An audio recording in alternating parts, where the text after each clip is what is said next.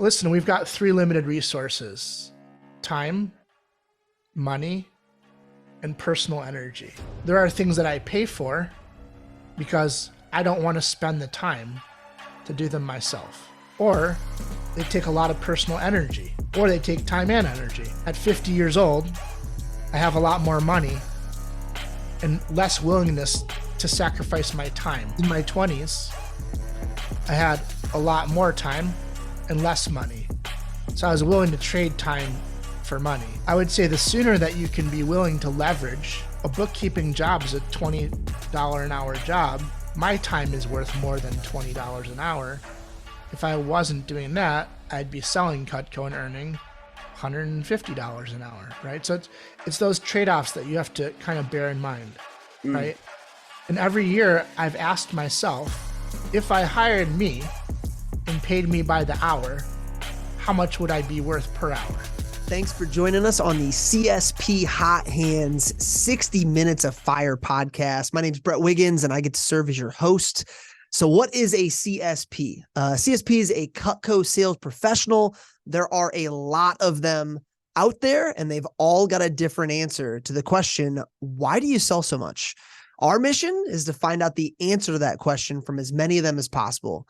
These next 60 minutes are designed for Cutco sales reps who desire to learn from our best in the field. So we interview top sales professionals from around the country with questions provided by their peers to make all that happen. 60 minutes of fire means we get straight to the point.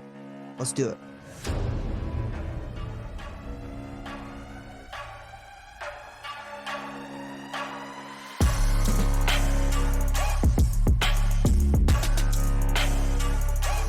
Welcome to CSP Hot Hands 60 Minutes of Fire. This is episode number 8. I am so excited for you guys, for our guest today. This is someone who has had a tremendous impact on not just mine, but CSPs and managers' profit and wealth across the entire country. Adam Stock, owner, leader, Next Level Planning Group, Rising Stock, mybooks.pro. He's got a lot of things going on. And what's really cool about our podcast, Adam, I don't know if you know this, you have to be nominated by our CSP community. You can't just be selected by me or ask, hey, can I be on the podcast? I think that speaks a ton to the impact that you've had and how respected you are by our team. So anytime Adam references a resource that's available to us, he's going to share it with me after our time together, and then we'll make it available to you guys in our resource folder. So Adam, if you have any templates or anything like that, you're like, man, this would be really, really good for the team, don't feel the need to cover in detail right now. We'll spend the bulk of our time on our hard-hitting questions the CSP community's put together for you. I want to directly thank those of you guys who submitted questions for this episode, because it would not be very fire without your help. It would be like the Indianapolis Colts this season. Like there may be a small flame there, but it's about to go out. Much like the Bears. Sorry, Adam. We're very similar situations right now. So these people made it fire today. John Sasick, Amy Muller, Jordan Thomas, Benji Lehman, Chelsea McDougal, and Kaiser Schwartz, who's joining us live today as well. Mr. Stock, are you ready to jam? I'm ready. I'm ready. And I will also, just in defense, say that like the Bears did win last night, Monday Night Football. It was a great last drive. It was actually a very good last drive there. So, and here's the deal. Here's my only rub. I needed 20 points from DJ Moore, and I got 17.9, which I know I love DJ Moore. Props to DJ Moore. If my quarterback would have scored more than 13, maybe we would have won. Maybe it's Jared Goff's fault. I don't know. When you have like kids 4 and 5, oftentimes like fantasy sports is kind of what you sort of let go of that. Like I'm just saying. Maybe I'm the one with the issue, because now I have kids who are 6'4", 2, 0, and 0. So either I'm doing it right or very wrong. I don't know. I don't know. We'll see. I don't know. I'm with you in the 5-kid game. So I mean, dude, I speak from experience there. So I'm sorry that we weren't able to pull that DJ Moore out for you, but So while Yeah, we're on the topic of I sports, think that though, if we talk more about football on this show, then it will be considered an epic failure by the whole CSP community. So let's switch gears like yesterday. How about that? that's fair. That's fair. So before you stepped away and started your career in the finance industry, what positions, what roles did you have in Cutco? Yeah, well, it was the summer of 1994 that I was a sales rep. I was number 40 in the nation, scholarship winner that Oh, summer. nice. So that was cool. And then I became a branch manager the next summer. I graduated early from college so that I could open up a branch office. Nice. And then I went district that fall. So I was a district manager Cool. from 1995 till 1990, end of 1998. In January of 1999, I started in the financial services world with Merrill Lynch and was there for a few years. And then I transitioned my practice to Lincoln Financial, and it was right around that time that I also started Rising Stock. So Rising Stock started in 2002, and so yeah, 21 years of Rising Stock, and yeah, just really delighted to be able to serve the Vector community and stay really close with people who I care for very much. Yeah, I was So gonna say, is it fair to label Rising Stock as it? From my perspective, it's really been a passion project of yours to give back to Cutco. Number one, is that fair, or am I overstating that at all?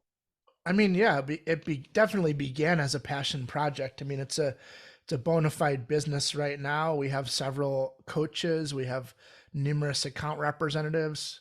So, I mean, you know, it's not just like some tiny thing, Sure. but it doesn't. I mean, it's not big enough to support my any of my like financial life, if that's what you're Sure. asking. Yeah. Yeah. No, and So I think the I fact that think you've kept it it's a going bona for fide side hustle, I think would be a fair description of it. And I think the fact that To you've use kept it the going for lingo, you know? 21 years, though, and the amount of I see the amount of time and energy that you put in and that your people put into it. Like, I Yeah. think it speaks a lot to your goals with it. What other titles outside of the businesses that you run do we got? Dad, husband, what do we got? Yeah. Dad, husband, son, brother. And Uh, you said father of five. that's right. So what are we got? Ages, who girls, Yeah, so boys? this is my family right here for those of you that are watching the video. Oh, nice. Two girls and then three boys. My my daughters are 16 and 13, and then my sons are 10, 7, and 4. So they're 3 years apart, almost to the month. So we're about to round the December, January months, which are birthday months. So when we round that bend, then we'll pretty much be 17, 14, 11, 8, and 5. So cool. And knowing that I'm just at the beginning of that process, I have so much respect. And I mean this genuinely. I can be a funny guy. I genuinely like so much respect for anybody with kids, let alone five kids. I know the tough decisions that go into that, the sacrifices, the lack of sleep, the tension between your spouse figuring life out, like that's really, really awesome. So much respect for you on that front. With that big family, what's the last fun thing the stock family did when you weren't helping others with their financial journey? What'd you guys do? As a family, I would say like ask me that question in 6 weeks because we're going on a Disney cruise. Oh, dude, And that's great. we went on in December of 2019, and I've got to tell you, if you asked the world to design the perfect vacation for a family of 5 kids, Yeah. all different ages, and like they have figured it out, man.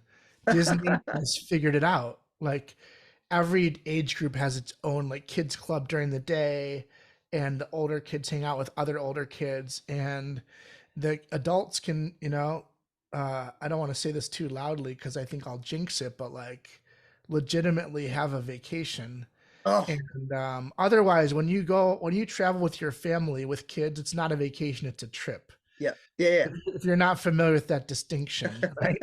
A vacation is relaxing. A trip is a trip. So it's very rare that my wife and I get a chance to decompress. Yeah. And we have made it a point every few months to do a staycation, just the two of us, which has been phenomenal.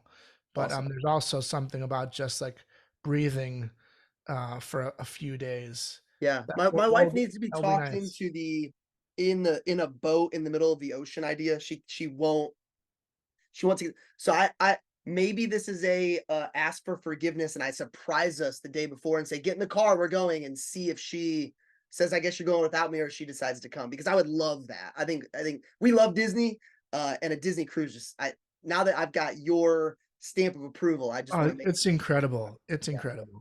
awesome, awesome. Well, let's I mean, I would just tell you that it's playing pretty big though. Like when I beg for forgiveness rather than asking permission, it's like, hey, can I go take my kid to the park or something? Like, not like it's not like can I go on like a Disney cruise? I mean, that's super expensive. So, I mean, am I allowed to swear? I don't swear very often, but it was sort of a warning to you that like, it could go I very totally. wrong. I'm just, it could go really right or it could go really wrong. There's risk in that one.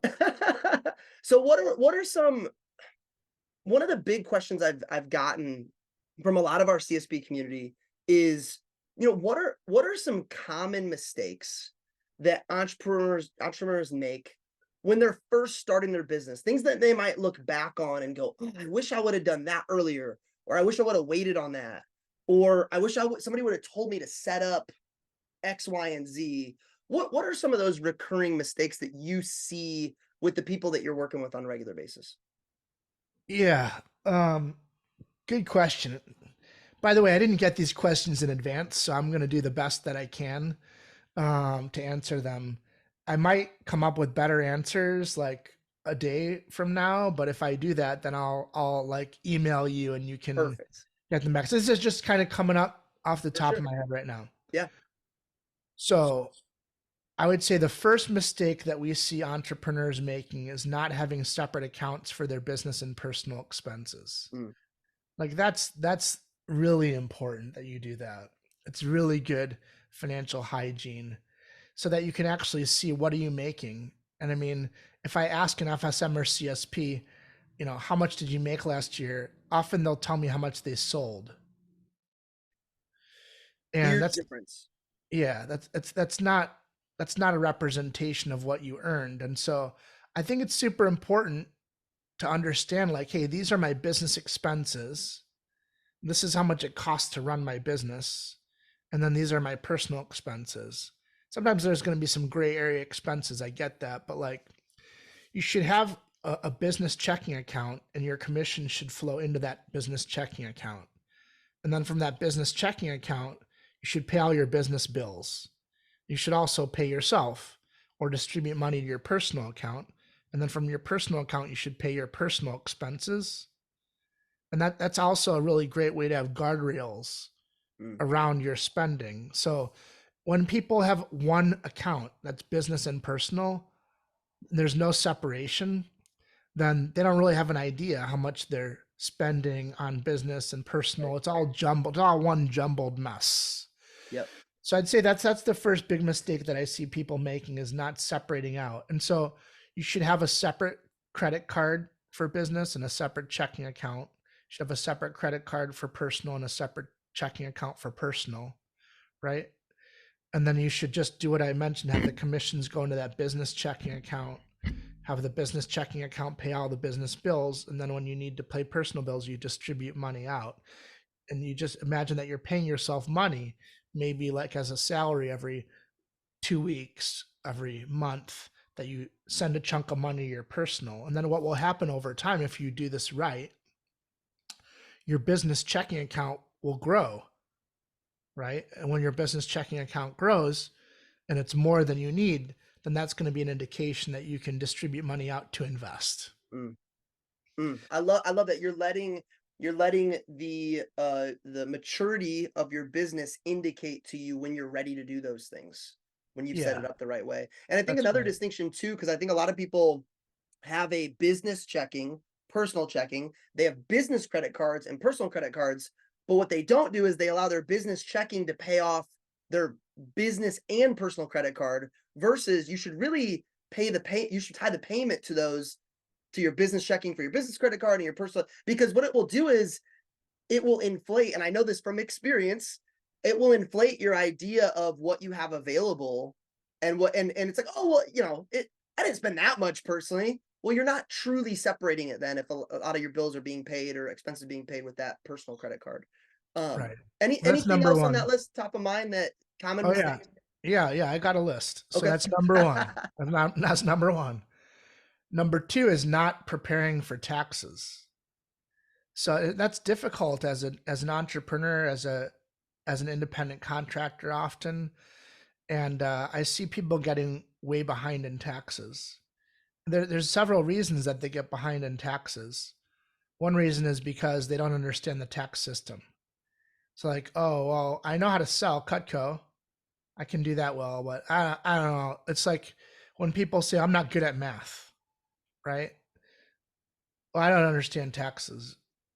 The difference between the two of them is that like you can go through life believing that you're not good at math and still be okay. But like the longer you stay in denial about understanding taxes, like that has can have severe consequences. And I've seen people in Cutco and outside of Cutco get way behind in taxes, and that like what seems like this little tiny monkey on your shoulder becomes this massive gorilla, this massive monkey on your back. If I could, to be vulnerable, yeah, and I'm speaking directly to the CSP community because I know this is actually something that I think is a huge area of opportunity. Adam, two things. One, I think sometimes we get jaded as a member of the Cutco community because we get recruited when we're 18, 19, whatever, and there isn't always the tax education that there could be, and we want to look at our DVM or our DM and say it's your fault. Well, no, it's my responsibility. And I think once I owned that and said, you know what, this isn't anybody's fault but mine. This is my responsibility. I started educating myself. Now, the reason that I did that was when I was a newer DVM. I remember there was a year where it was like, holy cow, like I haven't done quarterly payments, and I should have, and I owe a big chunk. I need to defer. I need to set up a repayment program. So old Brett would have just ignored it and said, "Oh, they'll send me a letter. They'll send me," and believe me, they will. Okay, and they have access to literally put a lien on your personal checking account and take any money that's in there south of what you have due with zero a heads up. So I learned that the hard way. Had about a $20,000 repayment that I had to make. And then I just said, you know what? The weight of this on my shoulders and my conscience isn't worth it. It's a low interest rate, but I don't want to live this way. So I committed every single bonus check until that was paid off to get paid off. Got it paid off. And since then, with your help, Adam, encouraged me to do quarterly payments. Then I talked to my CPA. I have always been ahead of taxes. And if anything, got money back a couple of times throughout the year, which I wouldn't say is a great practice either. You don't want to overpay, but it's so much better of a feeling than that weight on my heart of like, oh my gosh, I'm behind. If you're still tracking and categorizing all your own expenses, I have a message from your CPA. Stop. If you're listening to this podcast, chances are your goals include growing your sales. And one way to do that is delegating admin responsibilities by trading time for money. Rising Stock and mybooks.pro is exactly what you need. Rising Stock is an all-encompassing financial tracking and coaching program where mybooks.pro is exactly what it sounds like. They just do your books. You can choose to just have them track your expenses or take advantage of everything they have to offer. Do your business and your CPA a favor by scheduling a free intro call today at linktree/CSP60. That's linktr.ee/CSP60. That's linktree/CSP60 with a dot before the two E's. Share. Hey, if you're out there and you're like, I don't get taxes, this is important. Yeah. I mean, I think you're 100% right, and I think sometimes what happens is people don't really know who to turn to. Yeah. Not, I mean, if you work with Rising Stock, then you have a coach, you have somebody who you can lean on, and you can ask those questions. You can always reach out to me. I mean, I'm available to help. So I think that's part of the issue. But I think the other part of the issue is that when CSPs or managers, like I think new managers too, fall into this trap when they see the money come into their account. They're like, "Oh, this is mine." Mm. You have to remember that if you put the words "the" and IRS together, it spells the words "theirs." So you have to remember that the IRS always gets theirs. Okay. So it's not just everything's yours. The IRS, right? Like because you live in America and because because our country is defended, because we have a social security, we have an entitlement system, we have food stamp programs, we have programs to help people who are in need, right? And you can go on and on. We have Yep. defense, we have support, we have police, right? We pay for that as citizens of the United States. We pay for that through paying federal income taxes. Yep. And then locally, some of you are in states that have state income taxes as well. So my point in saying this is that if every time you look at the commissions that come in and you're like, oh, this is mine, I can spend all of this money on my business and my personal expenses, then you're going to get behind. So like the easiest thing to do is to set up a withholdings or to set up an automatic disciplined separate tax account. Yep. So now you've got the business checking account, right? And then you move the money from your business checking account to your personal account and from the business checking account to the tax account. And if you don't know where to start, well, like start with 20%. You could end up owing more, you could end up owing less, but it's a lot better than if you start at zero. I mean, if you don't do anything, then you're gonna necessarily by definition be in a hole. What I love about the 20% program is and something that Rising Stock has helped me so much. Usually this time of the year, I'll get all the way caught up on expenses categorizing, and I will have an 11 out of 12 months P&L to then show my CPA and say, hey, here's what I have saved for remainder of taxes. Can you run some projections on what I'll owe if I do zero investing, if I put 20 grand in a 401k, if I just put in 12 to our Roth, if I like, and he's going to be like, here's your options. You could invest this and owe zero. You could invest zero and owe this. And what it allows you to do is have options, or you can go, whoa, dude, you made way more money than you planned on this year. There's some great parts of that. And then also here's what you need to be prepared for. But you have to save from jump to be able to have those options. Yeah, I don't know that phrase "save from jump," but it sounded good to me. So we had a list: common mistakes entrepreneurs make starting their business. Any more big rocks? Yeah, I mean, I don't want this to sound self-serving, but I mean, it might, and that at risk of sounding self-serving, like I think people need to track their expenses. Like, Yeah. how do you know where your money is going if you don't know where your money is going, right? Yeah. And I just think it's responsible, and you can do that however you want to. You don't have to use Rising Stock or MyBooks. You can categorize your own expenses. You can use software. You can use an Excel spreadsheet. Like you can do that. It has to be done. Somebody has to do it. So it's really important that you track your expenses. And I think that you'll find that here's what I've learned. When I write stuff down, I became a lot more aware of it. Right? When I want to lose weight, I write down everything that I'm eating. Guess what? I lose weight because I don't want to see, 8 M&Ms. I don't want to see myself writing that down. So I'm like, I'm not going to eat the M&Ms, right? I mean, it's foolproof, right? I write it down. So if you write down everything you're spending money on, most CSPs that I know, they're competitive, and that you're competitive with yourself too. So like, I don't want to write that down. It'd be interesting if we created a national sales report, not for CPO, but for profit. How much more seriously we would all take things like this. Like we pay VAs to do so much in our business to create CPO. why aren't more of us paying for a service like this to be able to have somebody else take care of it so I can I can focus on the main thing. When do you think is the, and this might be a subjective question, but when do you think is the right time for a CSP to start utilizing a service like Rising Stock or mybooks.pro, or paying for any type of service like that? I mean, I think if you've made it to a CSP, that by definition means that you've sold a certain amount, Yeah. means that you have a certain amount of revenue. So, I mean, you know, what's a couple $100 a month, you know, like, I guess if you're selling, you know, if you're kind of dabbling, then maybe it's not worth it.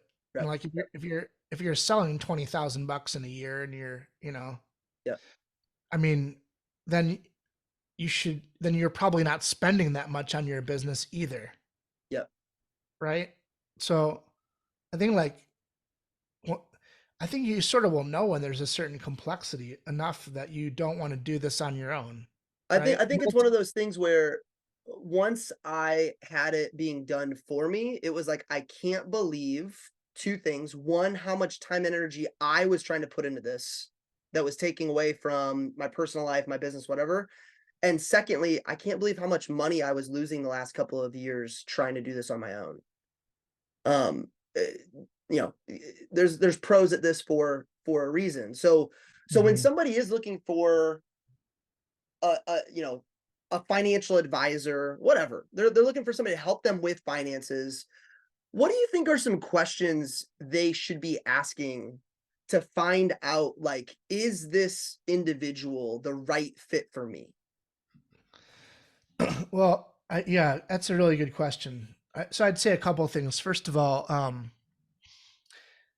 Rising Stock and MyBooks are not financial advisory companies. Right. So we're bookkeeping, we're bookkeeping companies first and foremost, and then profitability coaching as well. Okay. Yeah.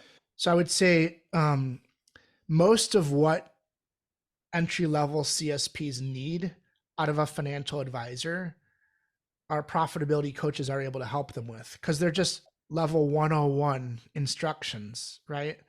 And the level 101 instructions are like, do you have credit card debt? Right? Here's when you should pay off the credit card debt versus here's when you should put money in a Roth IRA. Mm, And then, like, when you don't have your credit card debt and it's time to put money in a Roth IRA, you still don't need to hire a financial advisor to do that, right? Like, there's an American Funds program through the company. If not that, then go to Fidelity or Charles Schwab or Vanguard and open up a Roth IRA. And, you know, can you put the maximum in a Roth IRA, which in 2024 is $7,000. So oh, upping it to 7K. I it like was it. $6,500 this year, and That's then next year it goes up to 7,000. You guys still have until April 15th of 2024 to contribute to your 2023, by the way, correct, Adam? That's right. Yeah. Okay. So most CSPs don't need a financial advisor, and you know, until your situation gets so complicated Mm, that you do. So it's sort of the same thing with, like, when do you know that you need a bookkeeping service? When your situation is complex enough that you're like, I think that I might be missing expenses and mm, therefore paying more taxes, right? Or, like, listen, we've got three limited resources: time, money, and personal energy. Those are our three limited resources: time, money, and personal energy, right? So there are things that I pay for because I don't want to spend the time to do them myself. Or they take a lot of personal energy, or they take time and energy. So at 50 years old, I have a lot more money and less willingness to sacrifice my time. In my 20s, I had a lot more time and less money. So I was willing to trade time for money, right?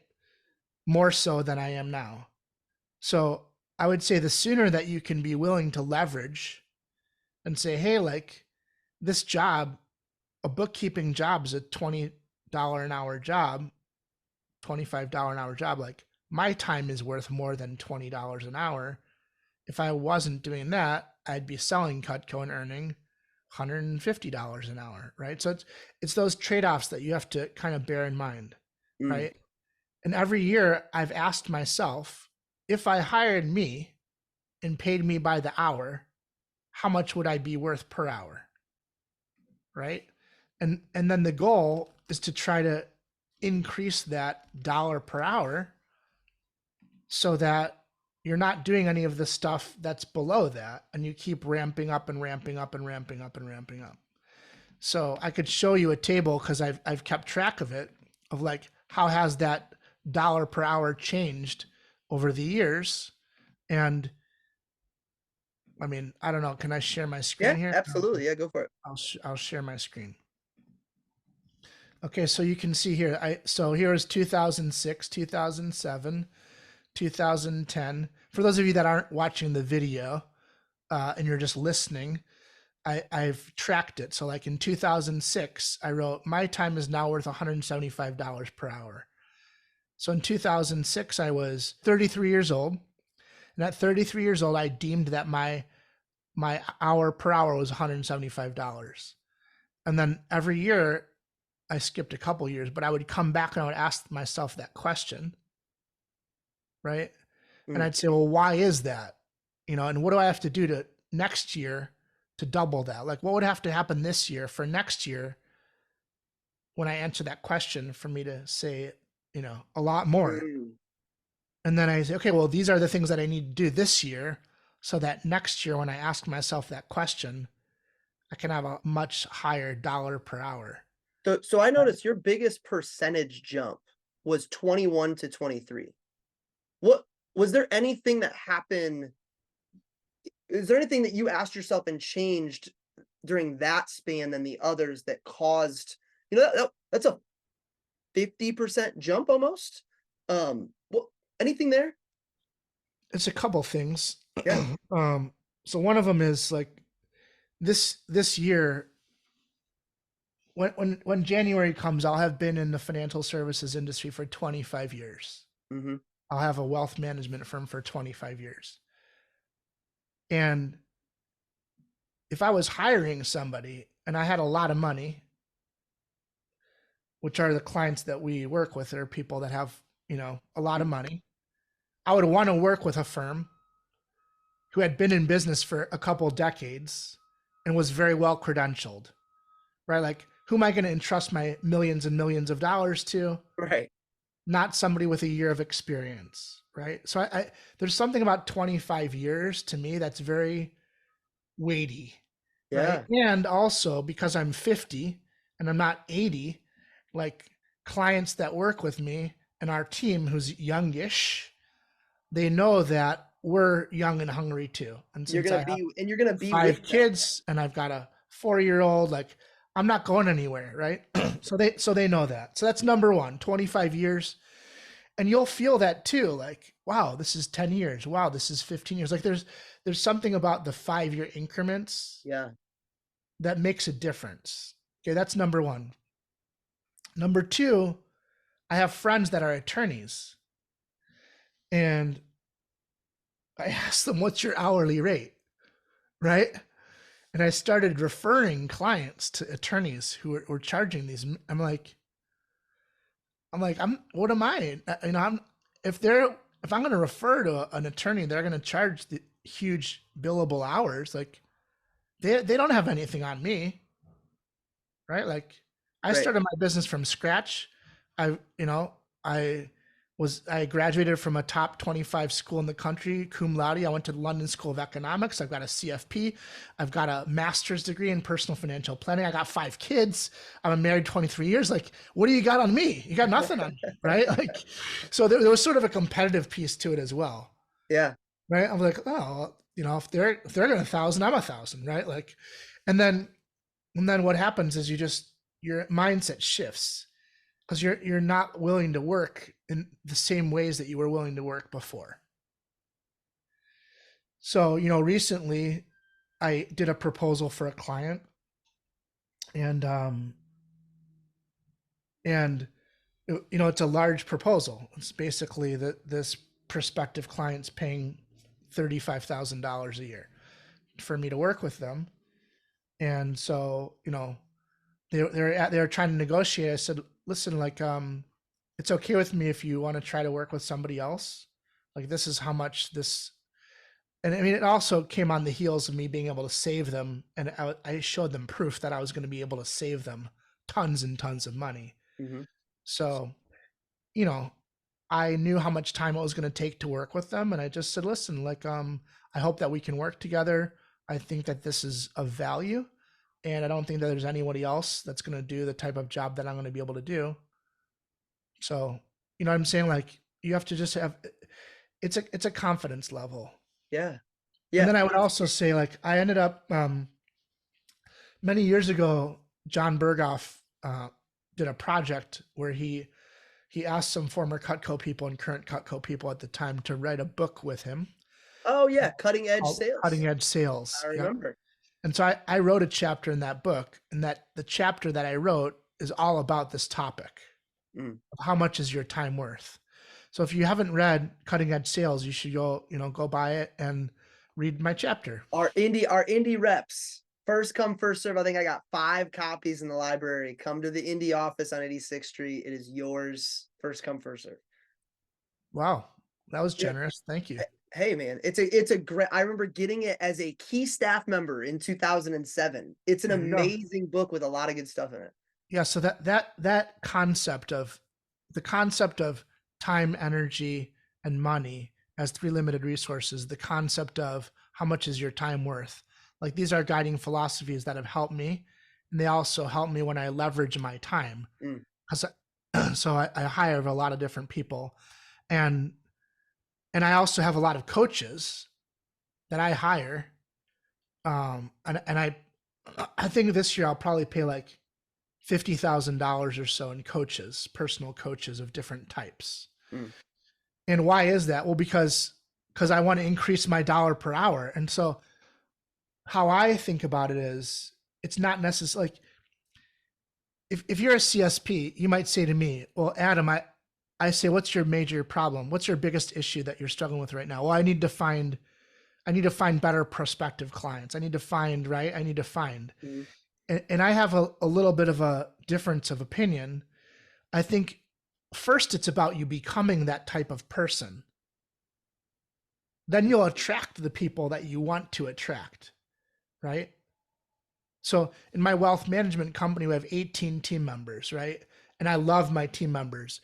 In Rising Stock, I love the account representatives, our coaches, right? In my books, I love those people. Why do I love them? Well, because I think in some ways they're a little bit of a reflection of me, right? Not completely, but like, if you're the leader or a leader of a company, you set the tone, right? And the apple doesn't fall far from the tree. So if you're looking at your organization and you're thinking, God, I got all these these, schlubmuffins working for me.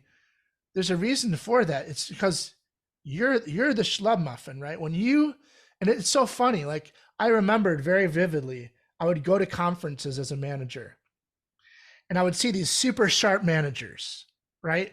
Dressed razor sharp, very exceptional behavior, role models, right? And then I would look down the row and I'd see every single one of their reps, like, very similar. Yep. Right? They're all sharp. They're all, right? Because they're emulating. They're emulating, and you attract who you become is who you're attracting. I'm just telling you right now. And then, by the way, we're gonna get the word schlubmuffin on a T-shirt immediately, right? And then I would see the schlubmuffin branch manager, right? whose district manager told him or her, like, hey, wear a white T-shirt under your dress shirt so that you don't pit out, right? And they're wearing like a shirt with a beer decal on the back so you can see through, right? They don't have collar stays. Their collars are like all up in here. Yeah. And then what do I see? I look down the row and I see the same thing. I see a whole bunch of whacked out schlubmuffins who sold a trimmer for push period, right? So I love how that's your response of I need to find. No, you need to be. You need to be, and then right, you're gonna track that into your business. you become that, right? Yeah. You become I that. think gosh, there's so many points I wanted to hit on, but I want to get to these two things I wanted to take away from that. Positive competition with your peers of like, hey, if so and so's doing that, what what have they got on me? I love that. And then changing the way you work. I think what happens is, we change the things we say yes to and we change the things we say no to as we elevate our expectation of what we're worth. Working with Trent Booth and the Veritas Leadership Group over the last decade has unlocked things within me that I never knew existed until they were coached out of me. If you're listening and you feel stuck or like you have another gear that you're having a hard time getting to, Trent's offering a free intro call to any of our listeners. I love Veritas because it's an amazing combo of mentoring and coaching. I get what I need when I need it most. It's also a flat monthly rate, which is awesome for anyone looking to give it a shot with no contract and no long-term commitment. Schedule a call with Trent today by going to linktree/CSP60. That's linktr.ee/CSP60. That's linktree/CSP60 with a dot before the two E's. My good friend John Vromany says, when you say no to something, you say yes to something else. Yes. Yep. So just keep that in mind.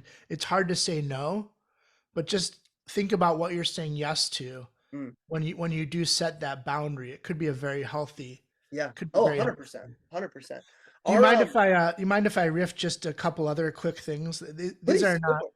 these are not necessarily relevant to, rising stock or bookkeeping or finance. Yeah. So we can circle back to that in a minute. For sure. But I have a couple little pieces here that are really relevant here. I have this little thing that I keep right next to my computer. And Mhm. I look at this every day. For those of you that are, by the way, if you're on video and you're seeing that I've got this like light shining, I'm really sorry. I know sometimes I look like I'm a pirate with my eye blacked out here.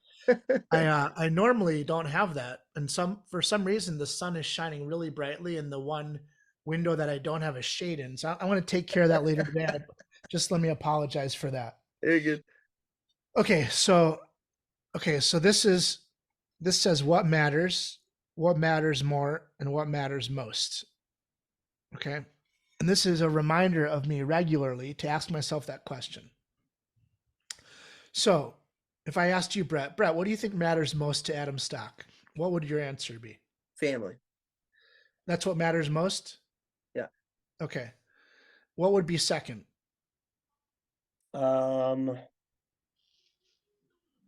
Providing just an excellent service to whoever is part of your business. Okay. And what would be third? Your personal growth, your personal development. Okay, great. So I appreciate that. So my personal growth and development's number one. I'm sorry, number three. Yep.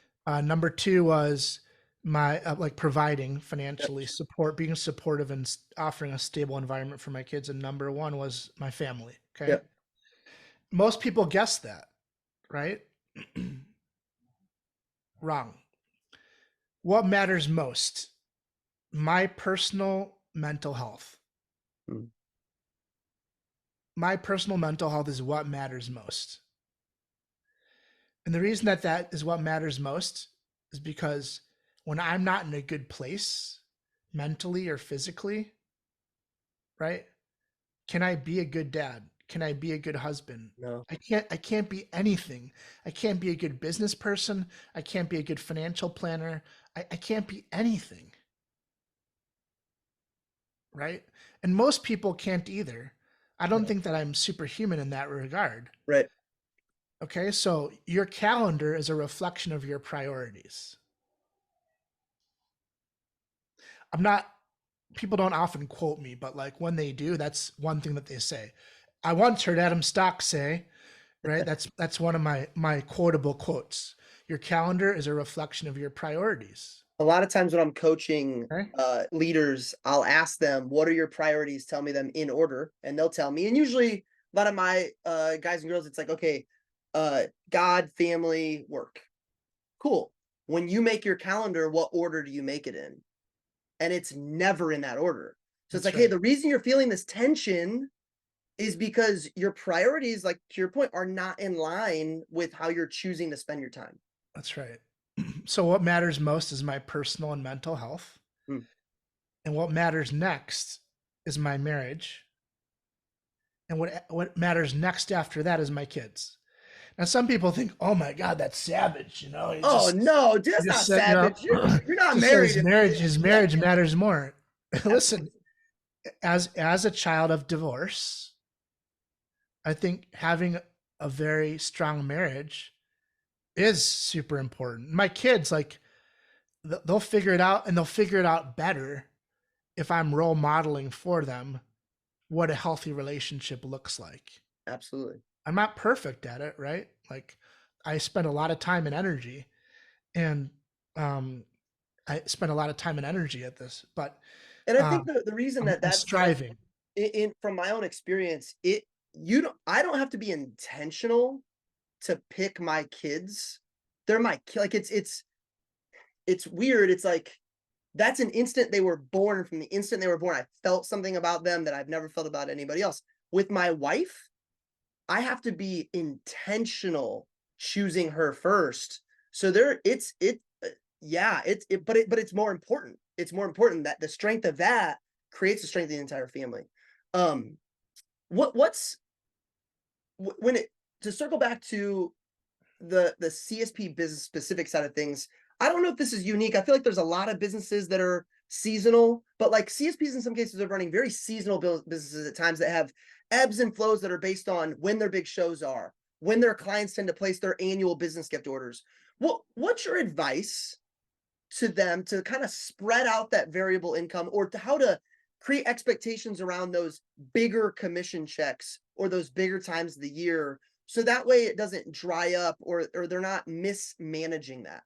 Yeah, that's a great question. So, how do you manage the ebbs and flows of a business, Yeah. right? So, there's a couple answers to the question. First of all, let's get back to taxes. So, Yeah. if you have a bumpy business where you do, a lot of your business in the fourth quarter, for example, you can set up your quarterly tax payments to reflect that. You just have to Ooh. you have to talk to your accountant about that, right? You don't have to pay equal payments. Oh, Adam, I'm 16 years into this management leadership thing, and that's the first time I've heard that reference to me. That's awesome. Yep. No, absolutely. I have a client who's a class action attorney, and so he's feast or famine, like, on a yearly basis. Yeah. He can make millions of dollars one year and then not make any money the next Yeah. year, right?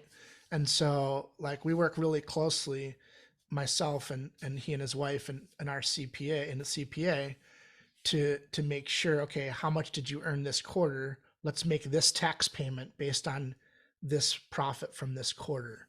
So you can definitely do that. So Oh man, that's that's where awesome. that's where I would start. And then the other thing is, what you're really talking about is an animalistic nature, which is like squirreling away your nuts, right? Like, hey, the winter's coming. I've got to store my nuts so that I'm not going to get nuts through the winter, so I got to store them, right? So it's not really that the behavior is somewhat innate. You just have to bring it forth by thinking like, okay, if I eat all my nuts in the winter, I'm not. I mean, in the summer, I'm not going to have any nuts. In the Yep. winter, then I'm going to be, then I'm really going to be stressing. So what's very helpful is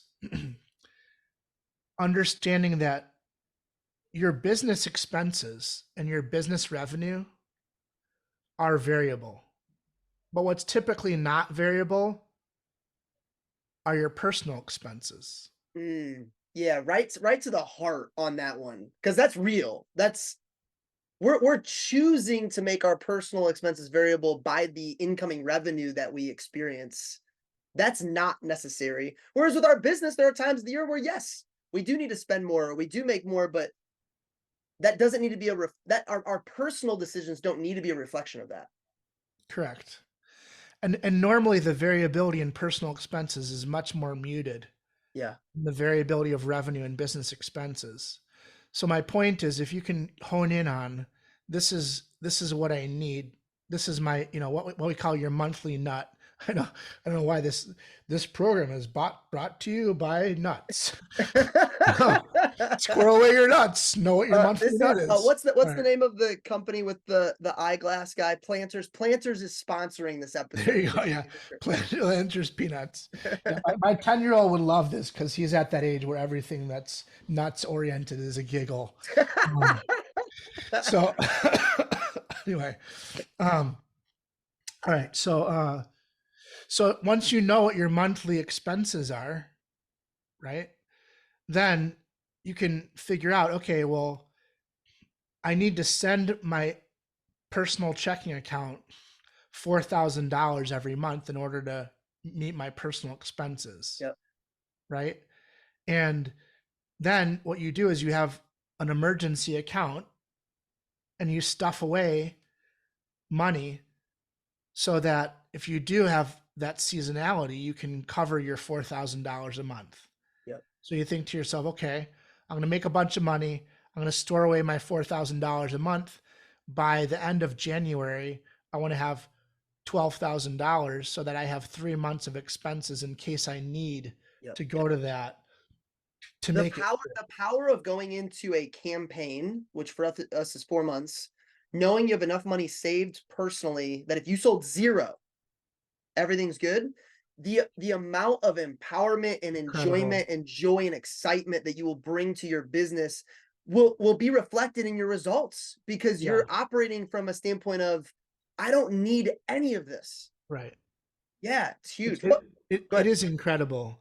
The amount of confidence, right? And if you look at the very top people in the company, and you could rattle off the names. I don't know all of the names, Jason Jeffrey, Josh Mueller, right? I mean, the list goes on and on. They have confidence. Yeah.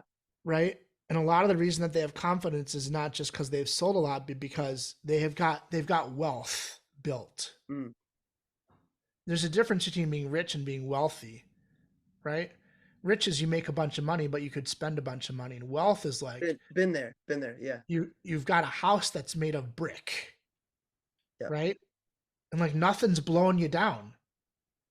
And like you could, okay, I had a bad campaign, but okay, whatever, right? Like, Yep. So that's what I would say is like you have to build. One of the reasons that you want to save and invest money is so that you can build that foundation, because that foundation will. It's like Colin Powell said that optimism is a force multiplier. I love that quote. Optimism is a force multiplier. Well, wealth building is a force multiplier. Because as you build wealth, you gain confidence, right? It's different than cockiness because you just know, right?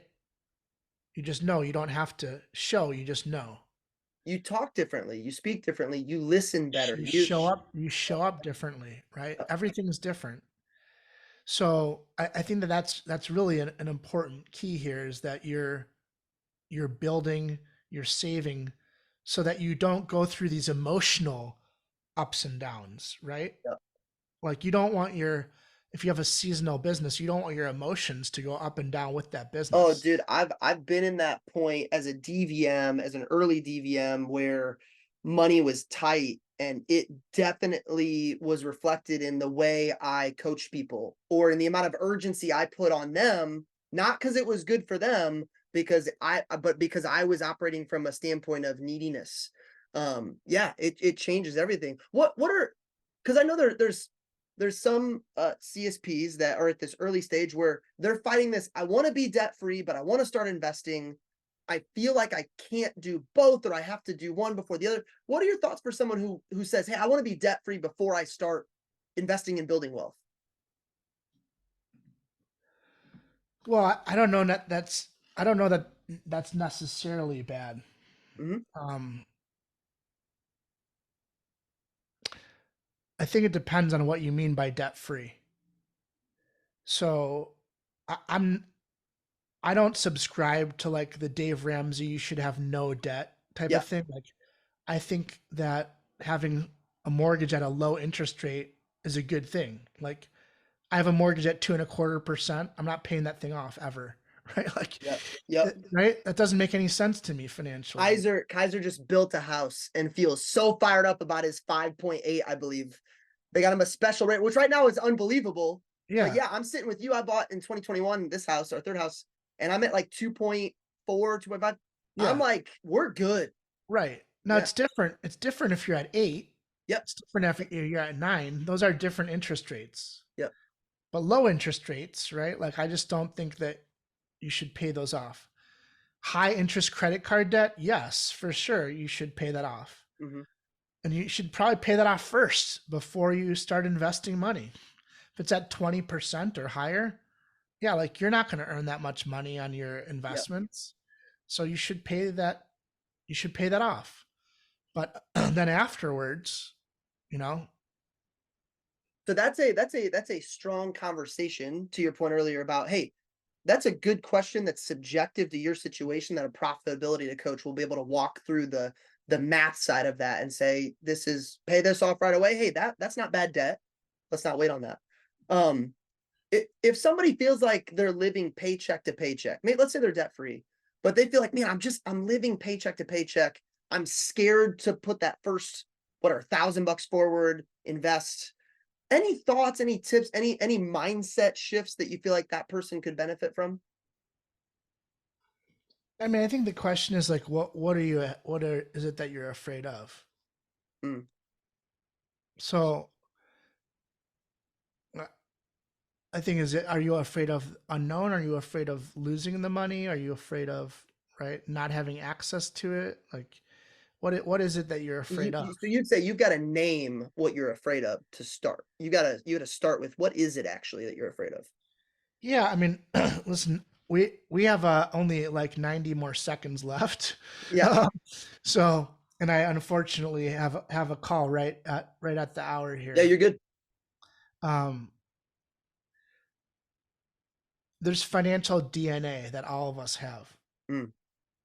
It's the underlying stories that we create, that the seeds were planted when we were younger, when we heard people say things around us, or we saw people do things, right? Or we felt a certain way. And those conscious and subconscious feelings that are created into stories, they influence our behavior.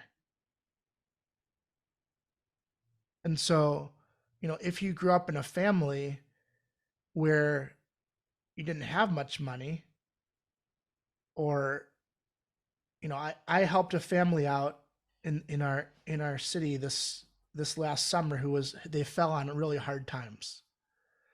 And I think to myself, what if I was the girl? It's a mom and a daughter. What Mhm. if I was the daughter? Like what would my relationship to be with what would Mm. my relationship to money be like if I grew up and I was living in a hotel for Mm. weeks at a time? What would my relationship with money be like if I needed to reach out and ask for help? Like that would be dramatically different than the way that I grew up Right. personally, right? So I think it'd be really difficult for somebody in that situation to let go of money and to say, hey, I'm going to invest this money, right? Because like they might have in their psyche, I just need to survive. A Like scarcity a mindset. scarcity, Yeah. scarcity I mentality. love your, I don't even want to call it balance. I don't know what it is, but your, hey, I'm responsible for my own education to learn about things like tax, finance, whatever. But I also can have a responsibility to help others to be able to change their financial outlook and how they feel about things. It's a really beautiful pull and push that I see in you. And I want to make sure this got said. You've obviously, clearly become an official partner of the podcast, and I'm so thankful for your belief in what we're kind of providing and your pursuit to serve our CSP community. However, Adam agreed to do this before it was even a podcast. When I sent out initial texts to get nominees scheduled for 60-minute slots, not everybody responded, and there's a lot of people that had busy falls. He voluntarily agreed to get drilled with questions by our team. He was one of the first people to reply back that he was in. And Adam, I am so thankful for all you've done and provided me over the years. I am one of those stories. I come from, like you said, a divorced family, much like yourself. I did not have a great relationship with money growing up, let alone when I was a new leader. You've really been part of changing that part of my family tree.